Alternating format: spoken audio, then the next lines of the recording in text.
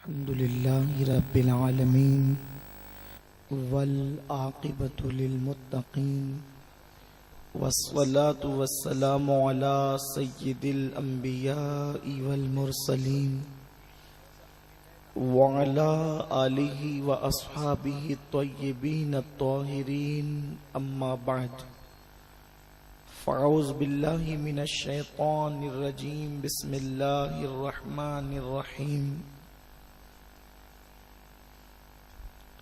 والتين والزيتون وطور سينين وهذا البلد الأمين لقد خلقنا الإنسان في أحسن تقويم ثم رددناه أسفل سافلين صدق الله العظيم. غوث اعظم بمنی بے سرو ساما مددے قبلہ دین مددے کعبہ ایمان مددے بگرداب بلا افتاد کشتی ضعیفانو شکستہ رات پشتی بحق کے خواجہ عثمان ہارون مدد کن یا معین الدین چشتی مدد کن یا معین الدین چشتی مدد کن یا معین الدین چشتی. منبر پر جلوگر برادر بزرگ عالمی شہرت یافتہ ثنا خان رسول بلبل باغ مدینہ الحاج قاری محمد رضوان خان صاحب مدث اللہ العالی، برادر عزیز عالمی شہرت یافتہ تالی قرآن حافظ و قاری جناب محمد ریاض الدین صاحب، جملہ سادات کرام، علماء ذوی الاحترام، حاضرین سنی اجتماع، السلام علیکم ورحمۃ اللہ وبرکاتہ.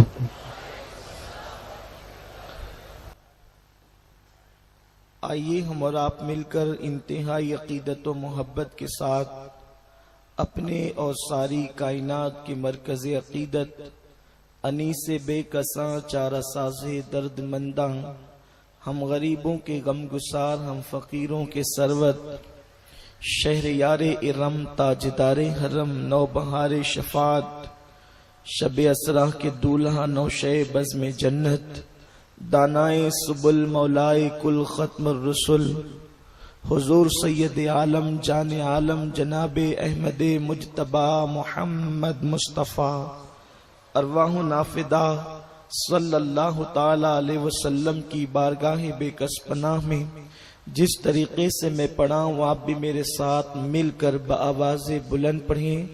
الصلاۃ والسلام علیک یا رسول اللہ،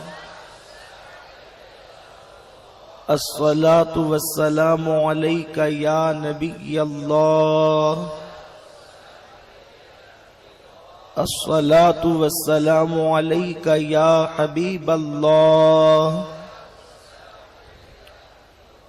وعلی آلک واصحابک یا نور اللہ، صلی اللہ تعالی علیہ وسلم.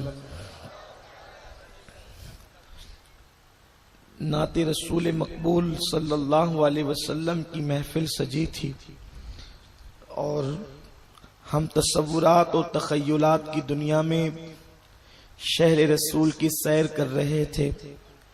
یقین جانے میری طبیعت یہی چاہ رہی تھی کہ یہ محفل جاری رہے، اس لیے کہ ہماری زندگی کا مقصد ہی مدحت رسول ہے اور دنیا میں آئے ہیں اسی کے لیے، مریں گے بھی تو اسی کے لیے، اٹھیں گے بھی تو اسی کے لیے، اور میدان محشر میں جائیں گے تو بھی اسی کے لیے، جنت میں داخلہ ہوگا تو بھی اسی کے لیے. اس لیے کہ اہل سنت کے امام فرما چکے، زمین و زمان تمہارے لیے، مکین و مکان تمہارے لیے، چنین و چنا تمہارے لیے، بنے دو جہاں تمہارے لیے، بدن میں ہے جاں دہن میں زباں تمہارے لیے، بدن میں ہے جاں تمہارے لیے، ہم آئے یہاں تمہارے لیے، اٹھے بھی وہاں تمہارے لیے، صبا وہ چلے کہ باغ پھلے،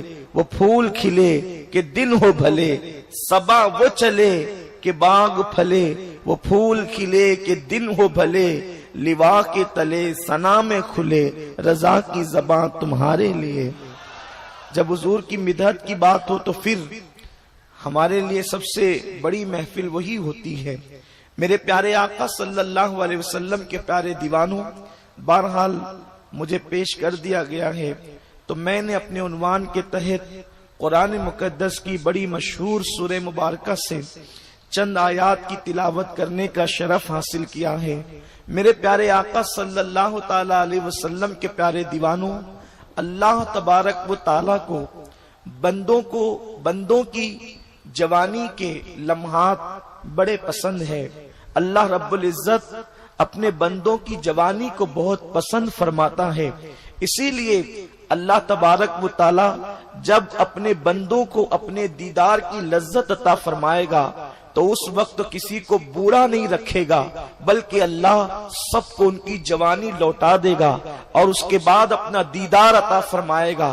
جنت میں بھی جن کو داخل کیا جائے گا پہلے ان کو جوانی لوٹائی جائے گی، اس کے بعد اللہ تبارک و تعالی جنت میں ان کو داخلہ عطا فرمائے گا۔ میرے پیارے آقا صلی اللہ علیہ وسلم کے پیارے دیوانوں، انسان کبھی بچہ ہوتا ہے، کبھی بوڑھا ہوتا ہے، لیکن اس کے جوانی کے لمحات بڑے حسین ہوتے ہیں۔ جوانی کی راتیں حسین ہے اس لیے کہ نیند خوب آتی ہے، اور بڑھاپے میں انسان اللہ اکبر کراہتے ہوئے اپنی راتوں کو گزارتا ہے۔ بیشتر بوڑھے وہ ہیں کسی کے پیر میں تکلیف ہے، کسی کے سر میں تکلیف ہے، کوئی شوگر کا مریض ہو چکا ہے، کوئی بلڈ پریشر کا مریض ہو چکا ہے، کوئی کسی میں ہے، اور جس کو جسمانی کوئی بیماری نہیں، بڑھاپے کی منزل میں پہنچنے کے بعد انسان دماغی الجھنوں کا شکار ہو جاتا ہے۔ میری بیٹی کا کیا ہوگا، میرے بیٹے کا کیا ہوگا، میرے بچوں کا کیا ہوگا، میرے پوتوں کا کیا ہوگا، غرض کے تصورات و تخیلات ہے۔ اور اگر یہ سارے تصورات نہ ہوں تو پھر انسان کو یہی خیال آتا ہے بال سفید ہو چکے ہیں، سر سفید ہو چکا ہے، دانت گرنے لگے ہیں، پیر کانپنے لگے ہیں، ہاتھوں میں کپ کپی کی کیفیت ہے، اب میرا کیا ہوگا۔ انسان کو بڑھاپے میں یا تو خاندان کا خیال ہے یا تو میرا کیا ہوگا یہ خیال ہے۔ میرے پیارے آقا علیہ السلام کے پیارے دیوانوں، اور بچپنا وہ ہے جس میں کوئی خیال ہی نہیں ہے میرے آقا علیہ السلام کے دیوانوں، لیکن جوانی میں ایک اعتدال ہے، تصورات و تخیلات بھی ہے اور نیند کی راحتیں بھی ہے، ٹینشن بھی ہے اور اس کو اپنا خون تدبیر سے حل کرنے کا انداز بھی ہے۔ انسان کی تقدیر کی جو ہے وہ بکھری ہوئی زلفیں بھی ہے اور تدبیر کے ناخن بھی ہے، جس جوانی میں جس کے ذریعے سے وہ تقدیر کی بکھری ہوئی زلفوں کو ناخن تدبیر سے سنوارنے کا ہنر رکھتا ہے۔ میرے پیارے آقا صلی اللہ علیہ وسلم کے پیارے دیوانوں، انسان وہ ہے اور انسان کی جوانی وہ ہے۔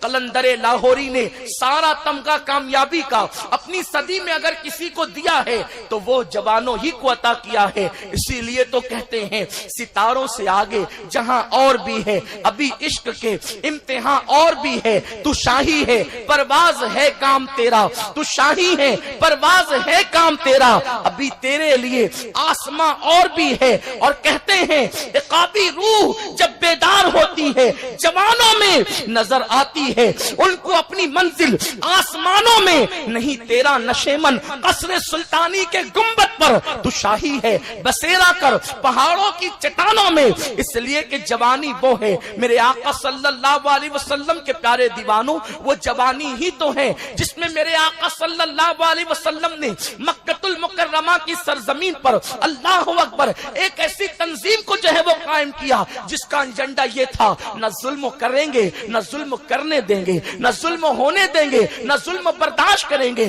میرے آقا علیہ السلام کے دیوانوں، یہ جوانی ہی تو ہے کہ جناب ابراہیم نے بتوں کو توڑ کر کے جو ہے وہ نارے نمرود میں چھلانگ لگائی تھی، بے خطر کود پڑا آتش نمرود میں، عقل ہے محو تماشائے لبے بام ابھی۔ یہ جوانی ہی تو ہے جس میں جناب یوسف علیہ الصلوۃ والتسلیم مصر کے بازار میں کھڑے ہوئے نظر آتے ہیں۔ یہ جوانی ہی تو ہے جناب ایوب علیہ السلام بیماری کو جھیلتے ہوئے نظر آتے ہیں۔ یہ جوانی ہی تو ہے اللہ اللہ اکبر، سعد ابن ابی وقاص اپنے سینے پر مصطفیٰ جان رحمت صلی اللہ علیہ وسلم پر آنے والے تیروں کو لیتے ہوئے نظر آتے ہیں اور یہ مجدے جافزہ سنتے ہیں، فدا کا امی و ابی یا سعد، اے سعد تجھ پر میرے ماں باپ قربان ہو جائیں۔ یہ جوانی ہی تو ہے کہ فاتح اندلس جناب طارق ابن زیاد کشتیاں جلاتے نظر آ رہے ہیں، یہ جوانی ہی تو ہے کہ محمد ابن قاسم سندھ کی سرزمین پر اسلام کا پرچم لہراتے نظر آ رہے ہیں، یہ جوانی ہی تو ہے اللہ اکبر حضرت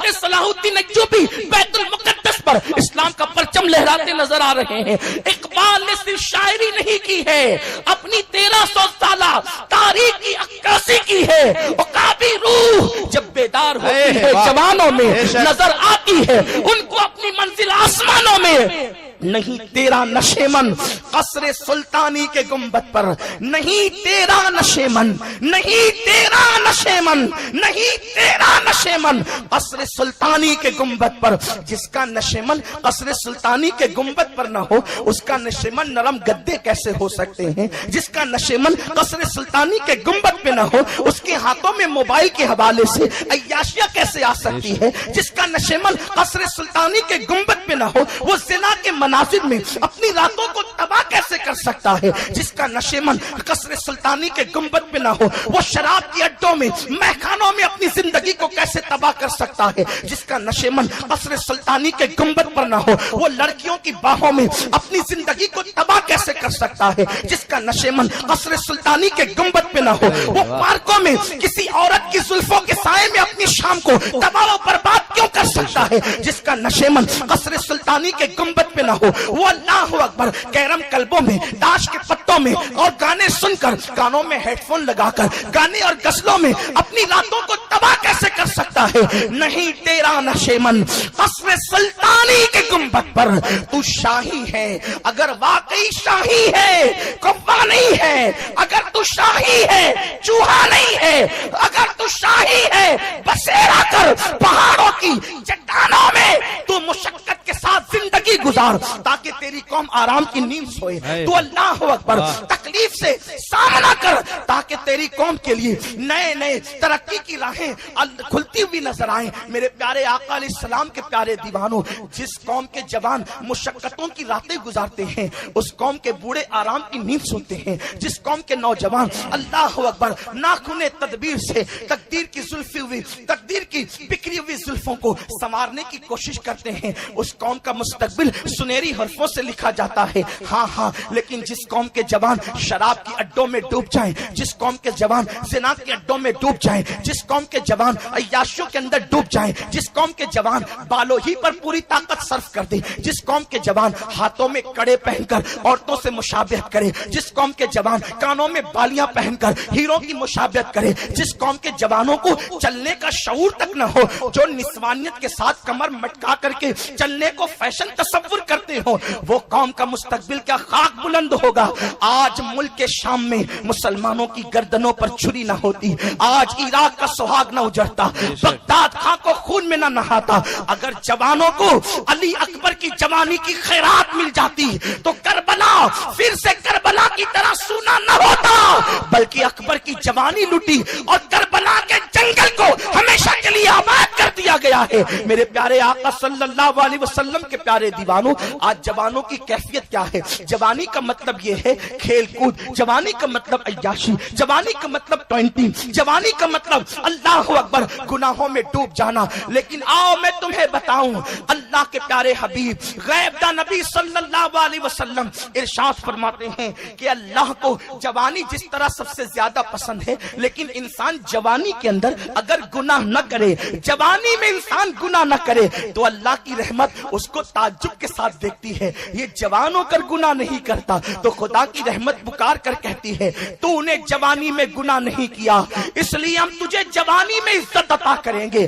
بوڑھوں کو گناہوں کی وجہ سے جو عزت نہ مل سکی اس سے زیادہ عزت ہم تجھے جوانی میں عطا کریں گے، اور جب تو بوڑھا ہو جائے گا تو اس سے زیادہ تجھے ہم عزت عطا کریں گے۔ یہ اللہ کا وعدہ ان جوانوں کے لیے ہے جنہوں نے اپنی جوانی کو اللہ سے ڈرتے ہوئے گناہوں سے بچتے ہوئے گزارا، لیکن جوانی کو گناہ سے بچا کر کے گزارنا بہت آسان بھی نہیں ہے اور بہت مشکل بھی نہیں ہے۔ میرے پیارے آقا صلی اللہ علیہ وسلم کے پیارے دیوانوں، آج جوانوں کی کیفیت ہی جدا ہے، آج جوانوں کے حالات ہی جدا ہیں، لیکن آج یہ میں چند جوانوں کی آپ کے سامنے کچھ ان کی زندگی کے لمحات پیش کروں تاکہ ہمارے جوانوں کو پتا چل سکے کہ زندگی کیسے گزاری جاتی ہے۔ میرے پیارے آقا صلی اللہ علیہ وسلم کے دیوانوں، آج ایک تصور پیش کیا جاتا ہے، باپو ہم اگر جوان ہیں تو گناہ سے نہیں بچ سکتے، بلکہ کہا جاتا ہے مولانا ہم جوان ہیں اس لیے گناہوں سے نہیں بچ سکتے، اس لیے کہ قدم قدم پر گناہ ہمیں دعوت دے رہے ہیں۔ لیکن امام یافعی رحمت اللہ تعالی علیہ ایک حکایت نقل کرتے ہیں، میں اس کو اپنے الفاظ کا جامع پہنا کر کے پیش کرنے کی سعادت حاصل کرنا چاہتا ہوں۔ میرے پیارے آقا صلی اللہ علیہ وسلم کے پیارے دیوانوں، یہ نفس کا دھوکہ ہے، یہ شیطان کا فریب ہے کہ انسان جوانی میں گناہ سے نہیں بچ سکتا۔ کیا خیال ہے صحابہ کے بارے میں؟ وہ بھی تو جوان ہی تھے، سارے صحابہ تو بوڑھے نہ تھے، وہ بھی تو جوانی ہی میں انہوں نے کلمہ پڑھا تھا۔ سیدنا فاروق اعظم نے 38 سال کی عمر میں کلمہ پڑھا ہے، حضرت ابو موسیٰ اشعری نے 32 سال کی عمر تھی جس وقت آپ قاضی بنائے گئے تھے، مولا کائنات نے 8 یا 9 سال یا 10 سال کی عمر میں کلمہ پڑھا تھا۔ آپ اندازہ فرمائیں حضرت خالد ابن ولید نے عین شباب کے عالم میں کلمہ پڑھا تھا، بلکہ ان کے لیے تو گناہ سے بچنا بہت زیادہ مشکل تھا، اس لیے کہ جن کو ماؤں کی گود میں شراب پلائی گئی ان کے لیے شراب چھوڑنا کتنا مشکل تھا۔ جہاں پر اللہ اکبر ماؤں کے ساتھ زنا کیا جاتا تھا، اس گندے سماج میں زنا سے بچنا کتنا مشکل تھا، لیکن انہوں نے مصطفیٰ جان رحمت کو دل دیا تھا، آقا کریم کو دل دیا تھا، اس لیے وہ جانتے تھے کہ جس کو دل دیا ہے اس کی باتیں بھی تو مانی جاتی ہے۔ میرے پیارے آقا صلی اللہ علیہ وسلم کے پیارے دیوانوں، تو عرض یہ کر رہا تھا، اللہ اکبر، امام یافعی رحمت اللہ تعالی علیہ ارشاد فرماتے ہیں، جس کو میں اپنے الفاظ کا جامع پہنانا چاہتا ہوں کچھ تصرفات کے ساتھ۔ اللہ اکبر فرماتے ہیں ایک بزرگ تھے، ان بزرگ کو مسکی کا خطاب دیا گیا تھا، مسک عربی میں جو ہے وہ مشک کو کہتے ہیں۔ اللہ اکبر، ان کی حال یہ تھی، ان کا حال یہ تھا، ان کی شان یہ تھی کہ اللہ وہ جب تک حیات رہے ان کا جسم مہکتا رہا، اور جب ان کا انتقال ہوا ان کا جسم مہکا، ان کا کفن مہکا، دفن کر دیے گئے تو ان کی قبر بھی آج تک مہک رہی ہے۔ جس دور میں امام یافعی نے واقعہ لکھا تھا، فرماتے آج تک ان کی قبر مہک رہی ہے۔ میرے آقا صلی اللہ علیہ وسلم کے دیوانوں، قبریں یوں ہی نہیں مہکا کرتی، اس کے پیچھے کوئی راز بھی ہوتا ہے، اس کے پیچھے کوئی پس منظر بھی ہوتا ہے۔ میرے آقا صلی اللہ علیہ وسلم کے ہم اجتماعات میں آتے ہیں، اور اجتماعات میں آنے کے بعد علماء کے خطابات سنتے ہیں، سادات کے فرامین سنتے ہیں، نعت رسول مقبول سنتے ہیں، حضور مفکر اسلام کا فکر انگیز خطاب سنیں گے، حضور امیر سنی دعوت اسلامی کی قائدانہ فکر اپنے دامن میں لیں گے۔ دل چاہے گا آج کے بعد گناہ نہیں کرنا، توبہ کر کے پلٹیں گے، لیکن جیسے ہی دوستوں کے ماحول میں پہنچتے ہیں، دوستوں کے ماحول میں جاتے ہیں، وہاں پہنچنے کے بعد ہمارے دل کی کیفیت یہ ہو جاتی ہے گناہ کے بغیر کیسے جئیں گے۔ مگر یاد رکھو یہی تو بات ہے، جو گناہ کر نہیں سکتے ان کا گناہ نہ کرنا، یا جن کے یہاں گناہوں کا ماحول نہ ہو ان کا گناہ نہ کرنا، یہ کوئی بہت بڑی خوبی نہیں ہے۔ جہاں گناہوں کا ماحول ہو، جہاں گندگی کا تلتل ہو، اپنے دامن کو سمیٹ کر کے وہاں سے گزر جانا یہ بہت بڑی بات ہے۔ اور میرے آقا صلی اللہ علیہ وسلم نے فرمایا، جب بندے کو کوئی گناہ کی دعوت دے اور بندہ اس تصور کے ساتھ کہ اللہ مجھے دیکھ رہا ہے، اگر وہ گناہ سے اپنے دامن کو بچا لیتا ہے، اسی وقت اللہ اس کی مغفرت فرما دیتا ہے۔ کروڑوں نیکیاں کرنے کے بعد بھی ممکن ہے انسان کو مغفرت کا پروانہ نہ ملے، لیکن گناہ سے بچنا وہ نیکی ہے، انسان ایک گناہ سے اس تصور سے بچتا ہے کہ اللہ دیکھ رہا ہے، اللہ اسی وقت اس کے سارے گناہوں کی مغفرت کر دیتا ہے۔ ہمارے اور آپ کے درمیان کبھی سفر میں بھی ایسے لمحات آتے ہوں گے، کبھی حضر میں بھی ایسے لمحات آتے ہوں گے، کبھی بستر پہ لیٹ کر ہم کسی بزرگ کا، کسی عالم کا بیان سننے کے لیے انٹرنیٹ اوپن کرتے ہوں گے، تو آج کے حالات تو اتنے پرفتن ہیں، ایسے دردناک حالات ہیں، بیان تک پہنچنے کے لیے بھی بہت ساری گندگی کے زینے سے چڑھ کر کے جانا پڑتا ہے۔ خدا جس کو بچا لے، یا جن کے دلوں میں یہ تصور ہو ان اللہ کان علیکم رقیبا، اللہ تم پر نگرانی کر رہا ہے، اللہ تمہیں دیکھ رہا ہے۔ میرے پیارے آقا صلی اللہ علیہ وسلم کے پیارے دیوانوں، یہاں مجھے ایک روایت اور یاد آتی ہے حضرت امام ابن الجوزی کے حوالے سے، جس کو صاحب ترمذی نے بھی نقل کیا ہے، اس کا مفہوم عرض کر رہا ہوں۔ اللہ کے حبیب صلی اللہ علیہ وسلم ارشاد فرماتے ہیں، اور حضرت عبداللہ ابن عمر اس حدیث کے راوی ہیں جس کا مفہوم میں عرض کرنے جا رہا ہوں۔ حضرت ابن عمر کہتے ہیں میں چھوٹا سا بچہ تھا، اس کے باوجود بھی میں نے اپنے بچپنے کے اندر اللہ کے حبیب سے یہ حدیث کم و بیش 7 مرتبہ سنی۔ آپ سوچیں کہ بچپنے میں یہ حدیث اتنی مرتبہ سنی بچے ہونے کے باوجود، تو جو جوان اور بڑی عمر کے ہوں گے انہوں نے اس حدیث کو کتنی مرتبہ سنا ہوگا۔ یعنی آقا کریم صلی اللہ علیہ وسلم کو اس واقعے کے بیان کرنے سے اتنی دلچسپی تھی کہ اللہ کے حبیب صلی اللہ علیہ وسلم بار بار اپنی محفل کے اندر جو ہے وہ یہ بات کو دہراتے تھے۔ بہت سارے لوگ یہ بھی کہتے ہیں سنی دعوت اسلامی کے اجتماع میں جا کر کیا ملے گا، بار بار وہی نعتیں تو سننے کو ملتی ہے۔ نادان، یاد رکھ، جب قبولیت کے لمحات ہوتے ہیں اور وہی نعت سننے کو ملتی ہے تو پھر یہاں سے اٹھا کر مدینہ منورہ تک پہنچا دیا جاتا ہے۔ لمحات الگ ہوتے ہیں، حالات الگ ہوتے ہیں۔ ممکن ہے کسی کے دماغ میں یہ خبط بھی ہو کہ کبھی کبھی تو باتیں حدیث کے حوالے سے بھی ریپیٹ ہوتی ہے۔ یاد رکھے قرآن ریپیٹ کرنے سے متعلق کہتا ہے وَذَكِّرْ فَإِنَّ الذِّكْرَ تَنفَعُ الْمُؤْمِنِينَ، اے میرے محبوب اپنی باتوں کو بار بار دہرائیے، کیونکہ باتوں کا دہرانا مومنین کو فائدہ دیتا ہے، منافقین کا مرض بڑھتا ہے اور مومنین کو فائدہ پہنچتا ہے۔ تو یاد رکھیں اگر کبھی کوئی بات دوبارہ بھی سن لیں تو یہ نہ تصور کریں کہ یہ دوبارہ کیوں سنے، ممکن ہے پہلے آپ کے دل پر اثر نہ کیا ہو، اب آپ کے دل پر اثر کرے، اب نہ کیا ہو کب اثر کرے۔ اس لیے یاد رکھیں حضور علیہ الصلوۃ والتسلیم بھی اپنی باتوں کو صحابہ کے درمیان دہراتے تھے۔ اسی لیے ابن عمر کہتے ہیں بچپنے میں نے 7 مرتبہ سنا تو آقا کریم صلی اللہ علیہ وسلم نے اس کو کتنی مرتبہ بیان کیا ہوگا۔ اللہ اکبر۔ میرے آقا صلی اللہ علیہ وسلم فرماتے ہیں، اس کا مفہوم ہے کہ عبداللہ ابن عمر اس کو بیان کرتے ہیں کہ بنی اسرائیل میں ایک شخص تھا جس کا نام کفل تھا۔ کفل کی کیفیت یہ تھی وہ گناہوں پہ بڑا دلیر تھا، گناہ کا کوئی موقع وہ ہاتھ سے جانے نہ دیتا تھا۔ برائیوں کا حال یہ تھا کہ جب موقع ملے یہ کبھی موقع ہاتھ سے جانے نہ دے، گناہ گناہ گناہ صرف گناہ۔ اور اس کے گناہ اس قدر عام ہو گئے تھے کہ وہ سماج میں مشہور ہو چکا تھا بدکاری کے حوالے سے، گناہ کے حوالے سے۔ ایک دن اس نے ایک خوبصورت لڑکی کو دیکھا، خوبصورت لڑکی اپنے سماج کے بڑے نیک اور پرہیزگاروں سے قرضہ مانگنے کے لیے آئی اور وہ کہتی تھی لوگوں مجھے 60 درہم کی ضرورت ہے، اس لیے تم مجھے 60 درہم دے دو، لیکن کسی نے اس کو قرضہ نہ دیا۔ وقت ہوتا تو میں یہاں پر ایک مسئلے کی وضاحت اور کرتا، لیکن وضاحت نہیں کرتا، صرف اشارہ کر کے گزرنا چاہتا ہوں۔ یاد رکھیں اگر قرض دینے کی طاقت ہو تو اللہ کے حبیب صلی اللہ علیہ وسلم کا فرمان ہے جس کو ملفوظات میں امام اہل سنت نے بیان کیا ہے کہ قرضہ دینا صدقہ دینے سے زیادہ افضل ہے۔ بلکہ میرے آقا علیہ الصلوۃ والتسلیم فرماتے ہیں اگر تم میں سے کوئی کسی کو قرضہ دیتا ہے اور جب تک وہ قرضہ واپس نہیں مل جاتا تو ہر دن اتنی رقم صدقہ کرنے کا ثواب اللہ قرضہ دینے والے کے نام اعمال میں عطا کرتا ہے۔ یعنی اگر تم نے کسی کو 50 روپے دیے، 200 روپے دیے یا 500 روپے دیے تو جب تک وہ 500 واپس نہیں آئیں گے اللہ رب العزت کے فرشتے ہر دن 500 کا صدقہ تمہارے نام اعمال میں لکھتے رہیں گے۔ ذرا سوچو تو صحیح، امام اہل سنت میں اپنے دور میں کہا تھا اگر ہم نے 200 کسی کو دے دیا تو جب تک واپس نہیں آتے 200 کا صدقہ روزانہ ہمارے نام اعمال میں لکھا جائے گا۔ امام فرماتے ہیں کس میں طاقت ہے روزانہ 200 روپے صدقہ دے؟ یعنی اس دور میں جبکہ 4 آنے کے اندر مہینے بھر کا سامان آ جاتا تھا، اس وقت امام نے فرمایا کس کی طاقت ہے کہ 200 روپے صدقہ کرے؟ اللہ اکبر۔ تو صدقے سے افضل قرض دینا ہے، اس لیے کہ بھکاری ہر دن مانگنے آتے ہیں، ضرورت ہو تو مانگتے ہیں، ضرورت نہ ہو تو مانگتے ہیں، لیکن اللہ اکبر قرض دار اسی وقت قرضہ مانگتا ہے جب اس کو اشد ضرورت پڑتی ہے۔ اگر قرضے کو عام کر دیا جائے تو سود پر کنٹرول کیا جا سکتا ہے۔ میرے پیارے آقا صلی اللہ علیہ وسلم کے پیارے دیوانوں،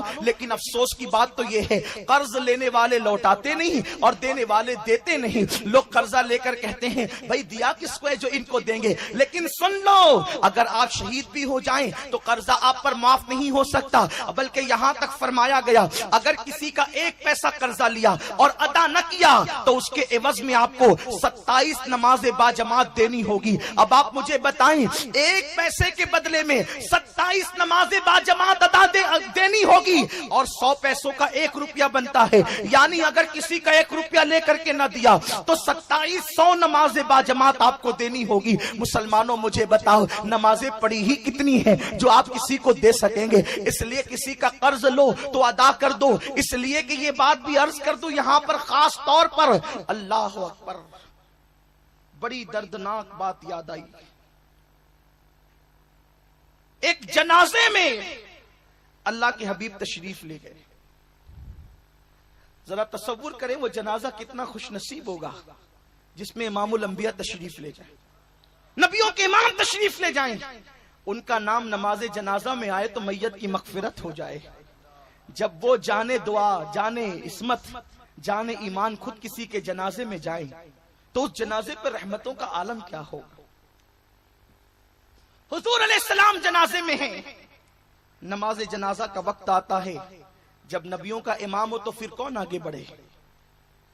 جب حضور آ جاتے ہیں تو موسیٰ و عیسیٰ پیچھے ہوتے ہیں علیہ السلام، تو جب حضور موجود ہو تو پھر کون آگے بڑھے؟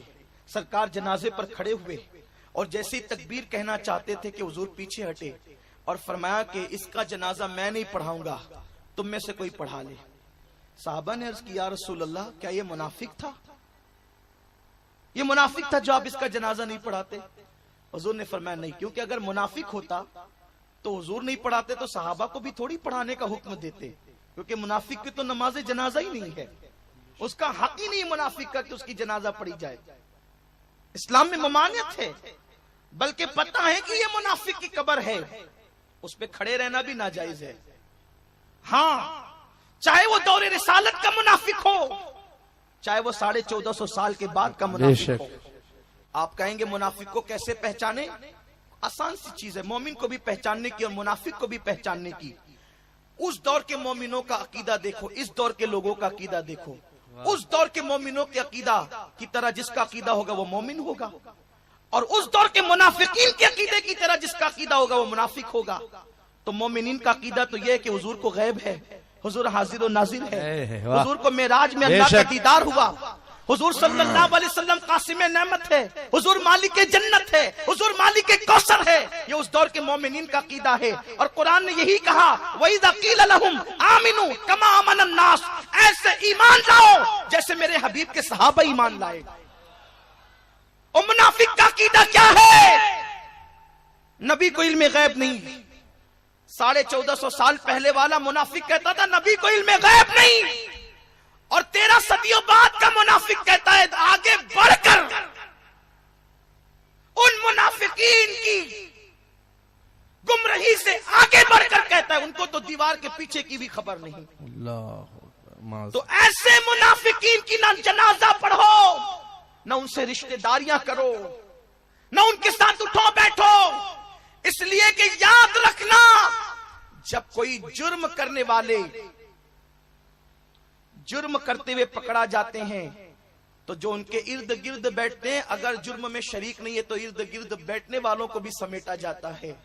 یاد رکھنا جب دنیا کی پولیس مجرموں کے دوستوں کو بھی نہیں چھوڑتی تو اللہ رب العزت کے سپاہی اور وہ فرشتے عذاب کے منافقین کے ارد گرد بیٹھنے والے اور ان سے ساز باز کرنے والے، ان سے رشتہ جوڑنے والوں کو کیسے چھوڑیں گے؟ تو یاد رکھیں، بات دور نہ نکل جائے۔ عرض کر رہا تھا کہ سرکار نے فرمایا تم جنازہ پڑھاؤ، میں نہیں پڑھاتا۔ عرض کی حضور منافق ہے؟ فرمایا نہیں۔ کہا حضور وجہ کیا ہے؟ توجہ کریں، سرکار فرماتے ہیں میں جنازہ پڑھانے جا رہا تھا، مجھے خبر ملی کہ اس کے اوپر قرضہ باقی ہے، تو جس پہ قرضہ باقی ہے اس کا جنازہ میں نہیں پڑھاتا۔ پتا چلا کہ کس کا کیا باقی ہے اور کس نے کیا کیا ہے یہ بھی حضور جانتے ہیں۔ سبحان اللہ سبحان اللہ، بے شک۔ قرضہ کس کونے میں لیا؟ اچھا قرضہ لیا میرے سامنے لیا، لیکن میں اس کے مرنے کے بعد یقین سے نہیں کہہ سکتا ہوں کہ دیا نہیں، لیا تو میرے سامنے تھا، کسی کونے میں دے دیا ہوگا۔ لیکن یہ نبی الانبیاء کی نظر ہے، یہ امام الانبیاء کی نظر ہے. لیا بھی سامنے نہیں، دیا بھی سامنے نہیں. آقا فرماتے ہیں کہ اس کا قرضہ باقی، اس لیے میں جنازہ نہیں پڑھاتا. نماز جنازہ کیا ہے علماء سے پوچھیں. یہ بزرگ عالم دین سید منصور صاحب ہیں، مولانا ظہیر صاحب ہیں، مولانا الطاف صاحب ہیں، ہمارے اور دیگر علماء کرام ہیں، ان سے پوچھیں. نماز جنازہ یہ حیت کے اعتبار سے نماز ہے، لیکن یہ حقیقت کے اعتبار سے مغفرت کی سفارش ہے کہ اللہ اس کی مغفرت کر دے. یہ دعائے مغفرت ہے حقیقت میں، اور مغفرت کی سفارش کرنے ہی کو شفاعت کہتے ہیں. آقائے کریم جس پہ قرضہ باقی ہے اس کا جنازہ نہیں پڑھا رہے ہیں. لاکھوں کروڑوں قرضہ لے کر دبا لینے والوں، اس دن سے ڈرو. سب کی حضور شفاعت کر رہے ہیں اور تم بھی شفاعت کی بھیک مانگنے جاؤ، اور آقا اللہ نہ کرے یہ کہہ دے کہ تجھ پر تو قرضہ باقی، میں تیری شفاعت کیسے کروں. تو اس وقت کس کے دروازے پر جا کر کے دستک دو گے؟ اس وقت کس کے دروازے پر جا کر دہائی دو گے؟ خدا ناراض ہے تو منانے کے لیے مصطفیٰ کا در ہے، لیکن حضور ناراض ہو جائیں تو جاؤ گے کہاں؟ اہل سنت کے امام اسی لیے تو کہتے ہیں غضب سے ان کے خدا بچائے، غضب سے ان کے خدا بچائے، جلال باری عتاب میں ہے. میرے پیارے آقا علیہ السلام کے پیارے دیوانوں، آقا فرماتے ہیں اس پر قرضہ ہے، اس لیے میں اس کی نماز جنازہ نہیں پڑھاؤں گا. مولا علی نے دیکھا، مولا کائنات نے دیکھا، میرے مولا نے دیکھا، سخیوں کے سخی نے دیکھا. اللہ اکبر. عرض کیا یا رسول اللہ، چند روپے قرض کی وجہ سے یہ اتنی بڑی سعادت سے محروم ہو جائے، یہ مجھے گوارا نہیں. حضور اس کا قرضہ میں ادا کر دوں گا، میں ذمہ داری لیتا ہوں کہ اس کا قرض مجھ پر ہے. آپ نماز پڑھا دیں. حضور علیہ السلام نے ان کی نماز جنازہ پڑھا دی. سبحان اللہ. توجہ فرمائے، قرض ہو تو حضور نماز جنازہ نہیں پڑھاتے. اس لیے ہمیں سوچنا چاہیے، لینے والوں کو دینے کے لیے جلدی کرنا چاہیے، اور جو لوگ پیسے والے ہیں ان کو چاہیے کہ وہ ماحول بنائے کہ اللہ نے دیا ہے تو دے. تو کفل کے بارے میں اللہ کے حبیب فرماتے ہیں صلی اللہ علیہ وسلم کہ کفل نے دیکھا ایک لڑکی ہے اور وہ لوگوں سے قرضہ مانگتی، کوئی اس کو دیتا نہیں. جب کوئی نہیں دیتا، بڑے بڑے اہل تقوی متقی پرہیزگار سب تھے، کسی نے دیا نہیں، تو وہ لڑکی آگے بڑھی اور کفل کے سامنے آئی. کفل کو سب جانتے تھے کفل پاپی ہے، کفل کوئی متقی نہیں، کفل کوئی پرہیزگار نہیں، کفل دن کا آوارہ اور رات کا عیاش ہے.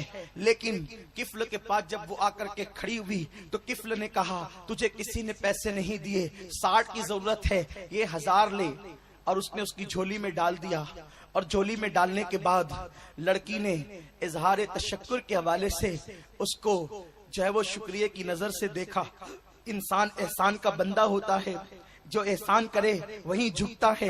اس نے جیسے شکریہ کی نظر سے دیکھا، کفل سمجھ گیا اپنا کام ہو گیا. لڑکی سے کہا دیکھ میں نے تجھے جو کچھ دیا اس کا عوض کچھ نہیں مانگتا، بس اتنا چاہتا ہوں کہ میں تیرے ساتھ بیٹھ کر تھوڑی دیر کے لیے کچھ باتیں کروں، کچھ گفتگو کروں. کیا تو میرے گھر چلے گی جو میں تیرے ساتھ باتیں کروں؟ اللہ اکبر. لڑکی چلنے کے لیے تیار ہو گئی. کفل گھر میں لے کر کے گیا اور گھر میں لے جانے کے بعد وہ لڑکی کے پاس بیٹھنے سے پہلے ساری کھڑکیاں بند کر دی، سارے دروازے بند کر دیے، اور اس کے بعد لڑکی کے پاس بیٹھ گیا.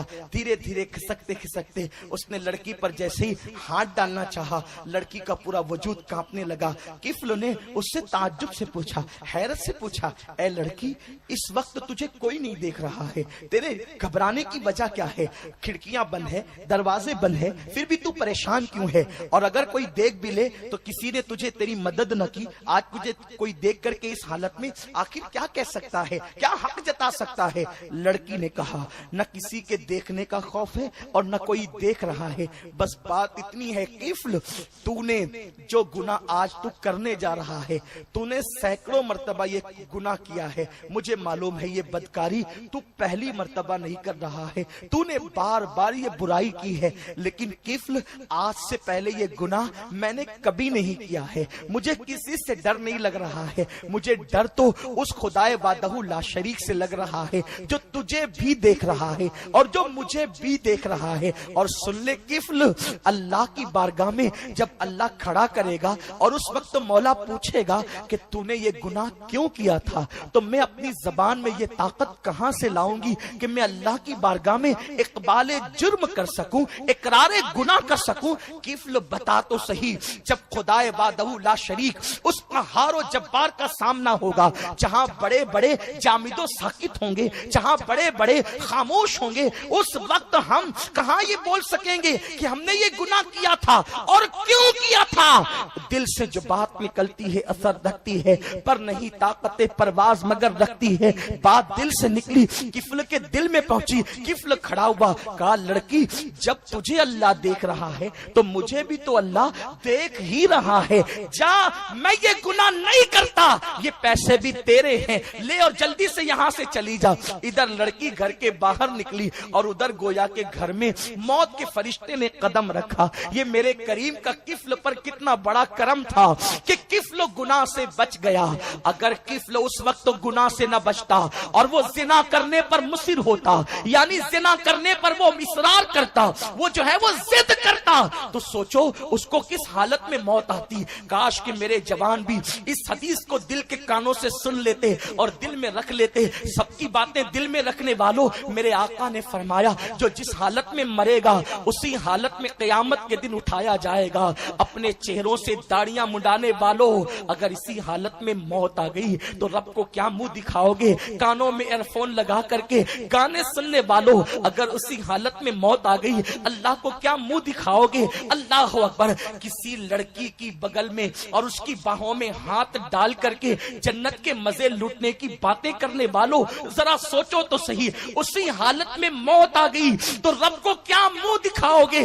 अल्लाह अकबर। ये मेरे रसूल की फिक्र है। दरिया के किनारे इस्तिंजा करते, लेकिन ढेला इस्तेमाल करके दरिया के पास पानी इस्तेमाल करने आते। किसी सहाबी ने अर्ज किया, या रसूल अल्लाह आप दरिया के किनारे इस्तिंजा करते हैं और आप दरिया के पास नहीं आते पानी लेने, उस वक्त तक जब तक कि आप ढेला ना ले लें। आप ढेला लेने के बाद फिर पानी लेने के लिए आते हैं, बगैर ढेले के भी तो आप पानी ले सकते हैं। 2 कदम पे दरिया है। मेरे गैब दा नबी फरमाते हैं क्योंकि कानून देने आए थे, जिंदगी गुजारने का सलीका देने आए थे। लक़द कान लकुम फी रसूलिल्लाहि उस्वतुन हसना, उनकी जिंदगी हमारे लिए उस्वा है। तो आका फरमाते हैं 2 कदम पर पानी है, फिर भी इसलिए ढेला लेता हूँ कि मौत का कोई भरोसा नहीं, मुझे डर लगता है इस्तिंजा करके दरिया तक जाऊं और रास्ते में मौत आ जाए तो बगैर तहारत के मौत आएगी, और जो जिस हालत में मरेगा उसी हालत में उठाया जाएगा।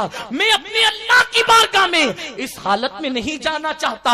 हालांकि हुजूर को मौत का वक्त बताया गया है, लेकिन ये उम्मत को तालीम के लिए, उम्मत को फिक्र देने के लिए। जरा सोचो तो सही, हुजूर अलैहिस्सलाम इस्तिंजा करके 2 कदम न चले बगैर ढेले के, और यहाँ तो हाल ये है। अल्लाह अकबर।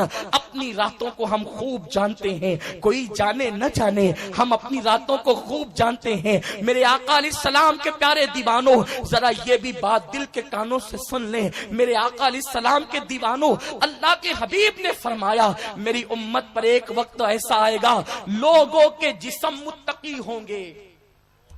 ये खास तौर पे सुनो, नमाज के वक्त मस्जिद की तरफ दौड़ने वालों, हाथों में तस्बीह लेकर बैठने वालों, चेहरों पे दाढ़ियां सजाने वालों, खूबसूरत टोपियां पहनने वालों, इस पर खुशमत हो जाना कि मुझे देख करके मैं वली दिखता हूं। इसका कोई तसव्वुर नहीं है इस्लाम में कि जाहिर सौरा हो और बातिन गंदा हो। मेरे आका फरमाते हैं, बुखारी मुस्लिम की हदीस है, इन्नल्लाह ला यंजुरु इला सुवरिकुम व इला अमवालिकुम वलाकिन यंजुरु इला कुलूबिकुम। अल्लाह न तुम्हारे चेहरे देखता है, न तुम्हारे अमवाल देखता है, न माल देखता है, न चेहरे देखता है, वो तो तुम्हारा दिल देखता है। तो आकाए करीम ने फरमाया करीब कयामत मेरी उम्मत का हाल ये होगा, जिस्म मुत्तकी होंगे और दिल फासिक होंगे। ऐसे लोग जन्नत की खुशबू भी न सूंघेंगे। जब ये फरमान पढ़ो तो दिल लरस जाता है, कहीं हम लोग उसी में तो नहीं। जिस्म इतने मुत्तकी नजर आते हैं कि लोग क्या से क्या तसव्वुर करते हैं। مسلمانوں غور کرو، جن کو رسول پاک نے جنت کی بشارتیں دی، جن کے گھوڑوں کی ٹاپ سے لگی ہوئی دھول کی قسم قرآن نے یاد کی، وہ لوگ روتے تھے یہ کہہ کہ اللہ کہیں میں منافق تو نہیں ہو گیا۔ حضور سے پوچھتے تھے یا رسول اللہ کہیں ہم منافق تو نہیں ہو گئے؟ حضور کے پردہ فرمانے کے بعد حذیفہ الیمان سے فاروق اعظم ہر بار پوچھتے تھے، حذیفہ تجھے حضور نے تمام منافقین کے نام بتائے ہیں، اللہ کی قسم دے کے کہتا ہوں بول میرا نام منافقوں میں تو نہیں۔ وہ عمر جس کا ذکر توریت میں، جس کا ذکر انجیل میں، جس کا ذکر قرآن میں اشداء علی الکفار کے حوالے سے ہے، جس کا ذکر اللہ رب العزت نے یوں کیا کہ حبیب تیرے لیے اللہ کافی ہے اور وہ مومنین جو تیری اتباع کریں۔ یہ فاروق اعظم کے ایمان لانے کے بعد قرآن نے کہا بے شک جس کی رائے کی تائید میں قرآن کی 22 آیتیں نازل ہوں، سبحان اللہ، وہ عمر ابن خطاب جس کا حلیہ اللہ نے توریت میں بیان کیا ہو۔ وقت نہیں ہے یہاں جس کا ذکر کیا جائے، فاروق اعظم کی شان یہ ہے کہ توریت میں ان کا حلیہ ہے۔ اشارہ صرف دے رہا ہوں، واقعہ نہیں۔ جس وقت بیت المقدس پہلی بار فتح ہوا تو اس وقت دیوار پہ چڑھ کے ایک بڈھا راہب کہتا ہے کہ تمہارا مسلمانوں کا جو امیر ہے اس کو لاؤ، ہم چابیاں دے دیں گے۔ تو لوگوں نے ابو عبیدہ ابن الجراح کو سامنے کھڑا کیا تو اس نے اوراق دیکھے اور چہرہ دیکھا، کہا ہم نہیں دیتے چابی۔ کہا آپ نے تو کہا تھا چابی دینے کا، پھر کیوں نہیں دیتے؟ تو اس وقت اس بڈھے راہب نے کہا توریت کو مانوں کہ تجھے مانوں، کیونکہ توریت میں جس کا حلیہ ہے مسلمانوں کے امیر کے حساب سے وہ نہیں ہے۔ تب صحابہ مسکرانے لگے، یہ مسلمانوں کا امیر مانگ رہا ہے اور ہم نے لشکر کا امیر پیش کر دیا ہے۔ تو تب مومنوں کے امیر کو بلایا گیا اور جب حضرت فاروق اعظم آئے تو آنے کا انداز بھی کچھ اور تھا، لیکن اس کا ذکر یہاں نہیں کرنے کی کہ یہاں ٹائم ہی نہیں ہے، اس لیے کہ گٹی کھلتی جاتی ہے اور بات جو ہے وہ بکھرتی جاتی ہے۔ میں تو بات ہی آج کرنا نہیں چاہتا تھا، میں تو نعت ہی سننا چاہتا تھا، لیکن چونکہ بات کا حکم ہے تو بات کر رہا ہوں۔ فاروق اعظم آئے، پھر کہا کہ یہ ہمارا امیر ہے۔ اس نے دیکھا اور دیکھ کر کے جو ہے وہ دیکھتا گیا، پڑھتا گیا، دیکھتا گیا، پڑھتا گیا، ہاں ہاں اس کو چابی دی جائے۔ چابی دی گئی تو پوچھا گیا تھا اس بڈھے راہب سے کہ تو نے ان کو دیکھ کر کیوں چابی دی، اس کو دیکھ کر کیوں نہیں دی؟ تو کہا کہ میری کتاب میں لکھا ہے کہ وہ دبلا پتلا ہوگا، وہ تو موٹا آدمی تھا۔ میری کتاب میں ہے کہ اس کا رنگ سرخ ہوگا، اس کا رنگ تو سفید تھا۔ میری کتاب میں کہ اس کی آنکھیں بڑی بڑی ہوگی اور اس کے گال اندر کو ہوں گے، اب داڑھی بڑی ہوگی، تو اس میں تو کچھ اور علامتیں تھی، اس لیے میں نے سوچا کہ یہ وہ نہیں ہے، لیکن جس کا ذکر اس میں ہے یہ وہی ہے۔ تو کہا یہ کیا ہے؟ کہا اسے توریت کہتے ہیں۔ جس عمر کا ذکر توریت میں ہو، اللہ موسیٰ پر جس کا ذکر نازل کرے، وہ عمر ابن خطاب کہتے حذیفہ کہیں میں منافق تو نہیں ہو گیا؟ اور جن لوگوں کے جسم متقی اور دل فاسق ہے وہ یہ ٹھیکہ لے کر کے بیٹھے ہیں کہ ہم جنتی ہیں، جنت ہمارے باپ کی ہے۔ میرے پیارے آقا علیہ السلام کے پیارے دیوانوں، اپنی فکر کو تبدیل کرنا ہوگا۔ سنی دعوت اسلامی آپ کی فکر کو تبدیل کرنا چاہتی ہے۔ ہاں، مکڑی کے جالے کی طرح کے رسومات سے نکلو، حقیقت کی راہ کے مسافر بنو، اس راہ کے مسافر جس راہ کے مسافر صحابہ تھے، تابعین تھے، اولیاء تھے۔ تو عرض یہ کر رہا تھا، آقا فرماتے ہیں میری امت کے لوگ جسم متقی ہوں گے، دل فاسق ہوں گے۔ مطلب کیا؟ اعمال ظاہری تو تقوی کے حوالے سے ہیں، لیکن دل فاسق ہے۔ کیسے؟ جب بھی اکیلے میں گناہ کرنے کا موقع ملتا ہے کبھی کوئی کسر نہیں چھوڑتے۔ غیبت کا موقع ملا، غیبت کی گٹری لے کر بیٹھ گئے۔ چغلی کا موقع ملا، چغلیوں کا بستر لمبا کر دیا۔ انٹرنیٹ پر، فیس بک پر گناہوں کا موقع ملا، گناہ کرنے بیٹھ گئے۔ دل فاسق ہے، جسم متقی ہے۔ ایسے لوگ اللہ کی نگاہ رحمت سے محروم ہیں۔ جسم کو متقی بنانے کے ساتھ ساتھ اپنے دلوں کو بھی متقی بناؤ۔ تو کفل انتقال کر گیا اسی حالت میں، لیکن خوش نصیب تھا کہ جس وقت موت کا فرشتہ آیا وہ لڑکی کو چھوڑ چکا تھا۔ جب تو ڈرتی ہے تو میں نہ ڈروں؟ اور جب موت کا فرشتہ آیا اور اس کا انتقال ہو گیا تو جنگل کی آگ کی طرح یہ خبر پھیل گئی، کفل مر گیا، مر گیا، مر گیا، مر گیا۔ زاہدان خشک تبصرے کرنے لگے. کفل تو اتنا پاپی اور بدکار تھا کہ پتہ نہیں اس کا چہرہ کیسا ہو گیا ہوگا مرنے کے بعد, اس کا حال کیا ہوا ہوگا. لیکن جب لوگ آئے ہیں اس کے دروازے پر تو اس کے دروازے پہ نور کے قلم سے لکھا ہوا تھا ان اللہ قد غفر للکفل, اللہ نے کفل کی مغفرت فرمائی. سبحان اللہ. کفل اللہ کے ڈر سے ایک گناہ اس نے چھوڑا, اللہ نے سارے گناہ بخش دیے. تو انسان اگر اللہ سے ڈر کر ایک گناہ چھوڑے وہ بھی جوانی میں, کیونکہ آقا فرماتے ہیں اللہ کو جوانی کی توبہ سے اور زیادہ کوئی عمل محبوب ہے ہی نہیں. سب سے زیادہ اگر کوئی عمل پسند ہے تو جوانی کی توبہ ہے. تو یہ گفتگو سمیٹنا, دل سے خیال نکال دو کہ ہم جوانی میں گناہ سے نہیں بچ سکتے. امام یافعی فرماتے ہیں کہ وہ جو بزرگ تھے مسک, جن کو کہا جاتا مسکی یعنی مشک والے, تو وہ ان کا نام یہ کیسے پڑا.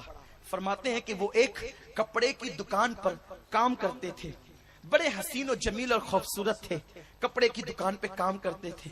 ایک بڑھیا آئی اور اس نے کہا کہ میری مالکہ کو, شہزادی کو کپڑے کچھ خریدنے ہیں. وہ لے کر کے آئی اس کو. وہ جو نوجوان تھا اس نے کپڑے کے تھان پھینکنا شروع کیے. جیسے وہ اندر آتا گیا اس کو دیکھ لیا گیا تھا, بڑا خوبصورت ہے. اندر آتا گیا, تالے ڈالتے گئے حتیٰ کہ جب اندر خوب لے کر آئے تو کپڑے کا تھان اس نے پھیلایا کر دیکھو یہ کتنا اچھا ہے. تو لڑکی نے جواب دیا اس سے اچھا تو ہے. اس کے پیروں کے نیچے سے زمین کھسک گئی. میں تو کپڑا بیچنے آیا تھا اور یہ کس چیز کا مطالبہ کر رہی ہے. آخرکار اس نے کہا کہ اللہ سے ڈر, تو کیا بات کرتی ہے. اس نے کہا میں نے تیرے ساتھ اپنی نفس کی خواہش پوری کرنا ہے. اس جوان نے کہا اللہ سے ڈر, یہ جائز نہیں ہے, یہ بڑا بدترین جرم ہے. اس نے کہا اگر تو میرے ساتھ ایسا نہیں کرے گا تو میں چیخوں گی, چلاؤں گی اور تجھے بدنام کر دوں گی. تو عزت کے ساتھ جینے کے قابل نہیں ہوگا. تو یہاں تو جان بچانا بھی ضروری, دامن بچانا بھی ضروری, عزت بچانا بھی ضروری. تو اس نے کہا ٹھیک رک ایک کام کرتے ہیں, مجھے استنجا کی حاجت ہے, میں استنجا کے لیے جاؤں, اس کے بعد پھر تو جو چاہے کر لے. کہا تو استنجا کے بہانے بھاگ جائے گا. تو اس نے اپنی کنیز سے کہا کہ جا بالا خانے پر جو اپنا بیت الخلا ہے اس میں لے جا. وہ جوان گیا, بیٹھے بیٹھے سوچ رہا تھا گناہ سے بچوں کیسے. ایک خیال آیا, ایک کام کرتے ہیں, یہ تو میری خوبصورت چمڑی کو دیکھ کر کے فریبتا ہے, تو اس کو بدبو سے نفرت ہوگی. ظاہر سی بات ہے انسان کو بدبو سے نفرت ہوتی ہے. اندر کا گندگی اور میلا نکالا اور اپنے بدن پہ مل لیا. لوگوں کو بیت الخلا سے نفرت ہے جبکہ نکلتی ہے ان کے پیٹ ہی سے. نفرت کرنا بھی چاہیے, لیکن رستے میں اگر گندگی پڑی دیکھیں گے تو دامن سمیٹ لیں گے اور 4 قدم دور سے ہٹیں گے. گندگی اگر جسم پہ لگ جائے تو پانی سے دھلی جا سکتی ہے, لیکن اگر اس دامن پر گناہ کے دھبے لگے تو اسے پانی سے نہیں دھلا جا سکتا. کاش کہ ہمارے دل میں جتنی نفرت گناہ سے ہے, جتنی نفرت گندگی سے ہے, اس سے زیادہ ہمارے دل میں گناہ کی نفرت ہوتی. اور آپ کو ایک بات بتاؤں, ایک صحابی تھے حضرت سعد ابن معاذ رضی اللہ تعالیٰ, بکریاں چراتے تھے, لیکن بکریاں پیشاب کرتی تھی تو لاشعوری طور پہ اس پیشاب سے بچ نہیں پاتے تھے. حضور ان کے جنازے میں گئے, حضور نے ان کی نماز جنازہ پڑھائی اور ان کو ان کی قبر میں رکھا, اور جب قبر میں رکھا تو چہرے کا رنگ بدل گیا. حضور نے تکبیر کری, یہ حدیث بہت کثرت سے پڑھی جاتی ہے. حضور نے تکبیر کہی, تسبیح پڑھی حضور نے, اور اس کے بعد چہرے پہ خوشی کے آثار تھے. صحابہ نے پوچھا حضور چہرے پر غم کے آثار کیوں تھے؟ سرکار نے فرمایا تمہارے اس نیک بھائی پر قبر تنگ ہو گئی تھی. جب تسبیح پڑھی گئی, تکبیر پڑھی گئی تو قبر کشادہ ہو گئی. نیک جس کو حضور کہیں, اسٹیج کا ناظم نیک نہیں کہیں. ناظم حضرات تو کسی کو بھی کچھ بھی بناتے ہیں, کوئی افسانہ نگار نہیں کہ افسانے میں کسی کو نیک کہا جائے, ڈرامہ نہیں, بلکہ جس کو نبیوں کا امام نیک کہیں. ہمارا ایمان ہے اگر کسی بدکار کو بھی وہ نیک کہہ دے وہ اسی وقت نیک ہو جائے, کیونکہ ان کی زبان سے جو نکلتا اللہ اس کو پورا فرما دیتا ہے. تو فرمایا تمہارے نیک بھائی پر قبر تنگ ہو گئی تھی اور سو تسبیح و تکبیر پڑی گئی تو قبر کشادہ ہو گئی. تو کہا قبر کیوں تنگ ہوئی تھی؟ تو فرمایا کہ وہ پیشاب کے چھینٹوں سے، یعنی جو بکریاں پیشاب کرتی تھی، بکریوں کے پیشاب کے چھینٹوں سے نہیں بچتا تھا، اس لیے قبر تنگ ہو گئی تھی۔ صحابی اگر لاشعوری طور پر بکری کے پیشاب کے چھینٹے سے نہ بچے تو تعلیم امت کے لیے حضور بیان کر رہے ہیں کہ ان کی قبر تنگ ہو گئی۔ تو ہم تو گناہوں سے بھی نہیں بچتے، ہم تو زنا کے اڈوں سے بھی نہیں بچتے، ہم تو شراب کے اڈوں سے بھی نہیں بچتے۔ ہمیں کیا ہو گیا ہے کہ ہم جنت کا سرٹیفکیٹ لے کر آئے، جنت کی سندیں لے کر آئے ہیں؟ اس دن کو یاد کرو جس دن اللہ تم سے تمہاری جوانی کے بارے میں سوال کرے گا، اور تم اپنی راتوں کی داستان جب اپنے ماں باپ کو نہیں بتا سکتے تو اللہ کے سامنے اپنی راتوں کی داستان کیا بتا سکو گے؟ اس لیے اپنی جوانی کی حفاظت کرو، اور اس کے لیے بہترین ہمارے پاس پلیٹ فارم موجود ہے۔ ماحول کے حوالے سے سنی دعوت اسلامی سے وابستہ ہو جائیں تو انشاءاللہ ہماری جوانی محفوظ ہو سکتی ہے۔ گناہ کے حوالے سے اس نوجوان نے گندگی کو اپنے بدن پہ ملا، اور ملنے کے بعد باہر آیا تو چونکہ گندگی تھی اس نے چلانا شروع کیا، پاگل پاگل پاگل، اور اس کو نکال دیا گیا۔ وہ چلے گئے تو گھر جا کے غسل کیا، غسل کرنے کے بعد 2 رکعت شکرانے کی نماز پڑھے۔ اللہ تیرا شکر ہے، تو نے کتنے بڑے گناہ سے بچا لیا۔ جو گندگی ملی تھی وہ تو صاف ہو گئی، لیکن سنو، جب وہ شکر کرتے ہوئے دیوار سے ٹیک لگا کر آنکھیں بند ہوئی تو خواب میں کیا دیکھا؟ ایک بہت حسین و جمیل بزرگ موجود ہے، اور انہوں نے آ کر ان کو سلام کیا۔ تو انہوں نے کہا، بزرگ آپ کتنے خوبصورت ہیں، کون ہیں آپ؟ تو آپ نے فرمایا، میں یوسف ہوں، یعقوب علیہ السلام کا بیٹا، یوسف صدیق۔ تو فوراً اس جوان نے کہا، آپ کا واقعہ کتنا عجیب ہے، قرآن میں ایک زلیخا نے آپ کو گناہ کی دعوت دی اور آپ کیسے بچے؟ کتنا عجیب ہے آپ کا واقعہ، اور کتنا عجیب ہے، اللہ اکبر۔ یوسف حسین ہے اور ان کے قصے کو قرآن نے احسن القصص کہا، کتنا حسین واقعہ ہے یہ۔ بلکہ زلیخا نے تو 7 دروازوں میں تالے بند کر دیے تھے۔ جناب یوسف بھاگے تو زلیخا سوچ رہی تھی، زلیخا، کہ میں تو تالے بند کر رکھے، وہ بھی شاہی تالے لگا رکھے ہیں، یہ بھاگ کے جائے گا کہاں؟ لیکن لوگوں نے جو ہے وہ، آج یہ تاریخ بھی لوگوں کے سامنے موجود ہے، زلیخا نے اپنی آنکھوں سے دیکھا حضرت یوسف صدیق جیسے پہلے دروازے پہ گئے، تالا خود بخود ٹوٹ کر کے گر گیا، دروازہ کھل گیا، دوسرے پہ گئے، ٹوٹ کے گرا، دروازہ کھل گیا۔ زندگی یوسف بتا رہی ہے، گناہ سے بچنا چاہو گے تو اللہ تمہارے لیے تالے بھی توڑ دے گا، دروازے کھول دے گا، کیونکہ اللہ کا فرمان ہے۔ اللہ فرماتا ہے کہ جو اللہ کی راہ میں کوشش کرتے ہیں، والذین جاہدوا فینا لنہدینہم سبلنا، کہ جو اللہ کی راہ میں کوشش کرتے ہیں، اللہ ان کے لیے راستہ نہیں، راستے پیدا کرتا ہے، ایک راستہ نہیں، راستے پیدا کر دیتا ہے۔ تو جناب یوسف علیہ السلام سے اس نے کہا، آپ کا واقعہ کتنا عجیب ہے، آپ کیسے گناہ سے بچے؟ آپ نے جواب دیا، میں تو نبی ہوں، میرا واقعہ تو عجیب ہے، لیکن زیادہ عجیب تیرا واقعہ ہے کہ تو غیر معصوم ہو کر گناہ سے بچا ہے۔ مجھے میرے اللہ نے حکم دیا کہ تو نے گناہ سے بچنے کے لیے اپنے بدن پر گندگی ملی تو میرے قریب آ، میں اپنا ہاتھ تیرے بدن پہ مل کر تجھے جو ہے وہ معطر کر دوں۔ جناب یوسف نے ان کے بدن پہ ہاتھ پھیرا، جب وہ خواب سے اٹھے تو ان کا گھر بھی مہک رہا تھا اور ان کا جسم بھی مہک رہا تھا۔ 1-2 دن نہیں، 1-2 ہفتے نہیں، 1-2 مہینے نہیں، ساری زندگی بدن مہکتا رہا۔ انتقال ہوا تو جسم مہکا، کفن مہکا، قبر میں رکھ دیے گئے تو قبر بھی مہکی۔ جو گناہوں سے بچ کر یوں جوانی گزارتے ہیں، اللہ ان کو یہ مرتبے عطا فرماتا ہے۔ کاش کہ اللہ ہماری جوانی کو بھی پاکیزہ کر دے، ہماری نگاہوں میں بھی حیا عطا کر دے، ہمارے دلوں کو بھی تقدس عطا کر دے۔ دوران گفتگو اگر کوئی غلطی ہو گئی ہو اللہ معاف فرمائے۔ استغفر اللہ ربی من کل ذنب واتوب الیہ، لا الہ الا اللہ محمد الرسول اللہ صلی اللہ علیہ وسلم، وما علینا الا البلاغ۔ رسالت کے پروانوں ہر سنیچر کو بعد نماز عشاء سنی دعوت اسلامی کے عالمی مرکز اسماعیل حبیب مسجد میں سنی اجتماع ہوتا ہے، تو آپ حضرات پابندی کے ساتھ اس میں شرکت فرمائیں۔ سنی دعوت اسلامی کی website sunni dawat islami.net پر وزٹ کریں اور بہت ساری دینی معلومات حاصل کریں۔